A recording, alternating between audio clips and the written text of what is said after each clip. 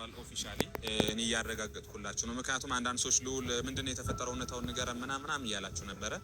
ምንም እዚህ ጋር ዲቴል የተለያዩበትን ነገር ትላትሉ ትችላላችሁ። ግን በቃ ተለያይተዋል። ከዚህ በኋላ በቪዲዮ አይመጡም ማለት ነው። በምንም ነገር አይመጡም። በቪዲዮ አብሮም ላታያቸው ብዙ ነገር እንግዲህ ልዑል እንደተመለከታችሁት ስለ ሄሉና ያብ በትክክለኛው መንገድ ካሁን በኋላ እንደማይመጡና በቃ ያበቀላቸው ጉዳይ እንደሆኑ በትክክል ተናግሯል ማለት ነውና በጣም ያሳዝናል። አሰላሙ አለይኩም ወራህመቱላሂ ወበረካቱ። ውድና የተከበራችሁ ቻናል ቤተሰቦች እንዴት ናችሁ? ደህና ናችሁ ወይ?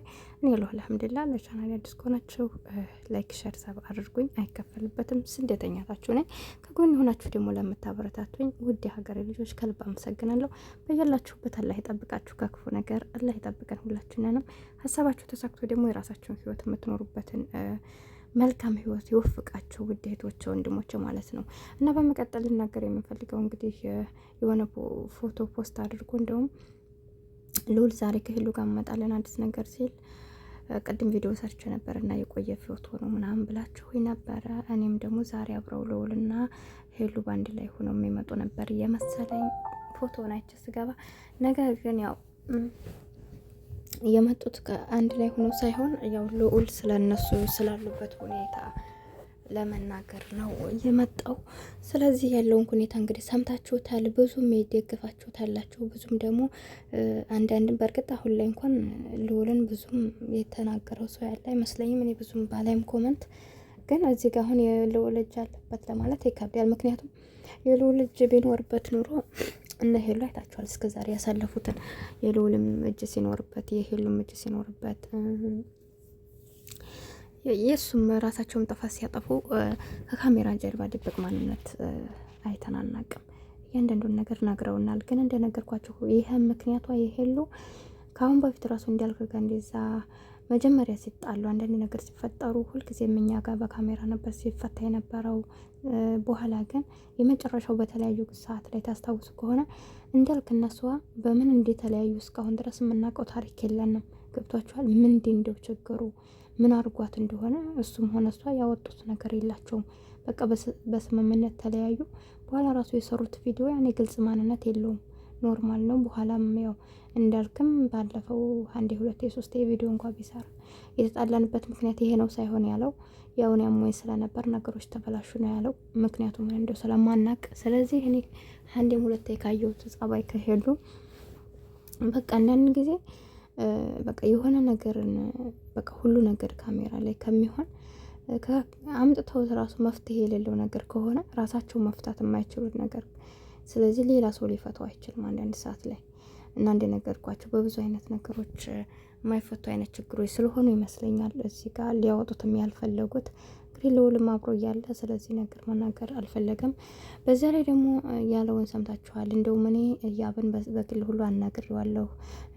ባለፈው ራሱ እንደዚህ ያስደበደብከኝ ዛሬ እንደዚህ ልትለያት ነው እንደ ብዬ ሁሉ አናግሬዋለሁኝ። ነገር ግን በቃ ፈጣሪ ያላለውን ብሎ ነው የመለሰልኝ። ሁሉንም ሳናግራት ይሄን አይነት መልስ ነው የሰጠችኝ እና በመሀላቸው ያልተስተካከለ ውጣ ውረድ ነበርና በዛ ምክንያት ነው እያለ ያለው። እንግዲህ ያ ነገር ምንድነው የሚለውን ነገር አናውቅም። ነገር ግን ምንም የሰው ልጅ ካሰበበትና ፍቅር ካለ በፍቅር መካከል ከአንድ ሰው ሁለት ሰው ሆኖ ያን ችግር መፍታት ይሻላል። ገብቷቸዋል ብዬ ነው የማስበው። እነሱ ሊያለያያቸው የሚችል ከኛ የተደበቀ ምን አይነት ነገር ቢሆን ነው በዝምታ ሊያልፉት የቻሉት? ብቻ ግራ ይገባል። አልሙሄም ዞሮ ዞሮ እኛ የምንፈልገው የያብንም ሆነ የእሷን መልካም ነገራቸውን አብረው መኖር ካልቻሉ ሁላቸውም ጠንካራ ሆነው ስኬታቸው ላይ ትኩረት እንዲያደርጉ ነው የምንፈልገው። ምክንያቱም የሰው ልጅ ይመጣል ይሄዳል። ገባችሁ? ትናንት አብሮ የነበረው ሰው ዛሬ አይኖርም፣ ዛሬ አብሮ የነበረ ሰው ደግሞ ነገን አይኖርም። ግን በዚሁ አጋጣሚ ልነግራችሁ የምፈልገው እህቶች፣ ብዙዎቻችሁ በዩቱበሮች ተስፋ ታደርጋላችሁ። ሲጣሉ ከነሱ በላይ እናንተ ትሰበራላችሁ። ብዙ እህቶች አላችሁና ተጠይቁኛላችሁ። እኛም እናያለን በየኮመንቱና በጣም አሞኛል፣ በጣም ደብሮኛል፣ ተሰብሬያለሁ ነው የምትሉት። ይህን በማስመልከት እንግዲህ ልዑልም ያለውን ሰምታችሁታል። እኔ ዛሬ መልስ ግዴታ ልሰጥ የቻልኩት መጥፎ ኮመንት እንደምጽፉ ሁሉ መልካም የምጽፉና የነ ሄሉን ደስታ የምትፈልጉ የምታስቡ የምትጨነቁ እንዲሁም ደግሞ እነሱ በመለያየታቸው የተጨነቃችሁና የተሰበራችሁ ሰዎች ስላላችሁ እንድትረጋጉ እውነታው ልነግራችሁ ብዬ ነው። ሶ ማዘን መከፋት የለባችሁም። ይሄ ያጋጥማል። ሰው ላይ አብሮ መኖር ካልቻለ መለየት ያለ ነው። እንኳን ኖርማል እዚሁ በዚሁ ሆኖ እኮ ሰው በሞት የሚለያል አይደለ እንዴ? ዋናው ደግሞ የሰው ልጅ ጤና ከሆነ እኛ ከምንወደው ልቅ ነው አላህ ያዘጋጀልና ነገር እንደሚበልጥ መዘንጋት የለብንም። ገብቷችኋል? በዛ ልክ ነው ደግሞ አላህ የሰጠንና አማ ደግሞ እኛ ራሳችን ማስተካከል ካልቻልን ካላወቅንበት ማንኛውም ነገር ከኛ ጎን እየመጣ መራቁ አይቀርምና አንዳንድ ጊዜ ለምንወደው ነገር ስንል ትንሽም ቢሆን ዝቅ ማለትን መልመድ ያለብን። እንዲሁም ደግሞ የምንፈልገው ነገር አንዳንድ ነገር ሊያሳጣን ይችላል። ገባችሁ? ለዚህ በቃ ለምንፈልገው ነገር ግን ለማግኘት ማጣት ያለብንን እያጣነ ዝቅ ማለት ካለብን ዝቅ ብለን በጣምም ሳይበዛ ማለት ነው ኖርማሊ መሆን ያለበትን። ምክንያቱም ዋጋ ሳያስከፍል ጥሩ ነገር የሚገኝ ነገር ስለሌለ ስደት ላይ እንግዲህ ታያላችሁ። እዚህ ቦታ ላይ እንደዚህ እንቅልፋተን ህይወታችንን ቤተሰቦቻችንን መስዋዕት ከፍለን እዚህ ቦታ ላይ ያለ ነው ለምንድን ነው? ብዙ ነገሮችን ትተና ገባችሁ? ነገን ጥሩ ለመኖር ነው። ስለዚህ ይህን ነገር ስላለ ሁላችሁም እንደ ዝናብ አለ እንዴት ነው ነገሩ? እና እንደዛ ስለሆነ ዙሮ ሁላችሁም ቢሆን ዋጋ በምትከፍሉ ነገር ማዘን የለባችሁም። ወይም ደግሞ ዋጋ ሳትከፍሉ የምታገኙት መልካም ነገርም ስለሌለ ዋጋ የከፈላችሁበት ነገር ደግሞ ያስደስታችኋል። ገባችሁ አይደለ? እና ዋጋ አንከፍልም ብላችሁ የምትወዱት ነገር ማጣት የለባችሁም። ያን ነገር የሚያዋጣችሁ አይነት ነገር ከሆነ መክፈል አለባችሁ ዋጋና እንዳልኳችሁ እዚህ ጋር ስደት ላይ እንደዚህ ሁሉ የምንከራተተው ምን ለማድረግ ነው? ሌላ ምንም ፈልገን አይደለም። ብር ፈልገን ነው አይደለም? ብር ፈልገን ዛሬን ራሳችንን ለመቀየር ወደፊት አሁን ለቤተሰቦቻችን የሚፈልጉትን ነገር ለማድረግ ለራሳችንም እንዲሁም ደግሞ ወደፊት አግብተንም ለልጆቻችን ለራሳችንም ደግሞ ሀገራችን ላይ የተሻለ ህይወት ለመኖር ነው። ማንም ሰው የተሻለ ኑሮን ለመኖር ሲል ዝቅ ማለቱ የታወቀ ነው።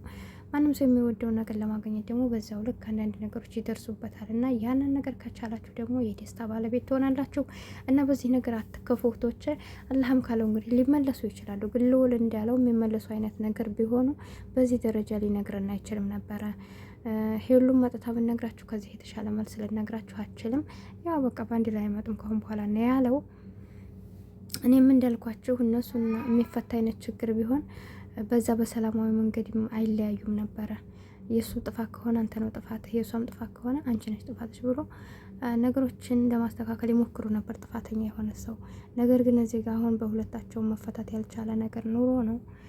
ግን ተባብሮ መፍታት ይቻል ነበር ከመለያየት መፍትሄ ከማድረግ ማለት ነው። ካልሆነም ደግሞ እንግዲህ ከነሱ በላይ እናንተ እንትን ማለት የለባችሁም። እንደውም ሄሉ ልታጽናኗት ይገባል። ከአሁን በኋላ ለምትጀምረው ህይወት መቸኮል እንደሌለባት ማስተዋል እንዳለባት ለመውጣትም ይሁን ለመግባት ካላህ በታይ ያው መጠንቀቅ አለብን እኛ በቻልነው አቅም ማለት ነው እንዳንጎዳ። ከዛ በተረፈ ደግሞ እንግዲህ አላህ ያመጣውን ነገር ደግሞ በጸጋ መቀበል ነው እላችኋለሁ ወዶችዬ። በተረፈ እወዳችኋለሁ፣ አከብራችኋለሁ። ቻናሌን ላይክ ሰብ እያረጋችሁ አበረታቱኝ። አይከፈልበትም። ላይክ ስታደርጉ ያን ለሰዎች ተደራሽ ይሆናልና ላይክ አትርሱ። ሰብስክራይብ አድርጉኝ፣ አይከፈልበትም። ስደተኛ እህታችሁ ነኝ። ስህተት ካለብኝ ደግሞ አርሙኝ። እወዳችኋለሁ፣ አከብራችኋለሁ። አብሬያችሁ ነበርኩት ሂቡ ነኝ። አሰላሙ አለይኩም ወራህመቱላህ